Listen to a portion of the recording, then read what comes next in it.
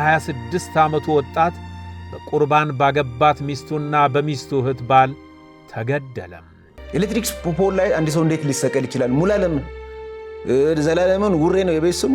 ውሬ ወይ ንገረኝ። አይ እኛንን እኮ ያወረድነው ከምን ላይ? ከኤሌክትሪክ ፖል ላይ። ኤሌክትሪክ ፖል ላይ ሰው አይሰቀልም። ልብ ብላችሁ አይታችኋል ወይ ብዬ ጠይቄያለሁ። አዎ እኛንን ያወረድነው።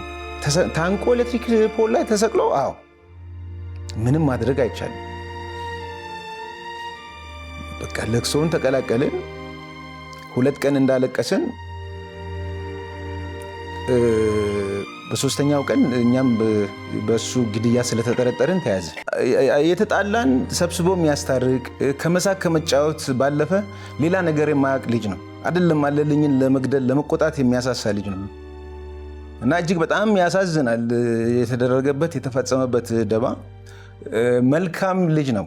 እብን የዛን ቀን ራሱ እኮ የሚገደልበት ቀን ማታ የተናገረው እኮ ወደ ጭፈራ ቤት ሄዳለሁ፣ ወደ ዳንኪራ ቤት ሄዳለሁ አላለኝም።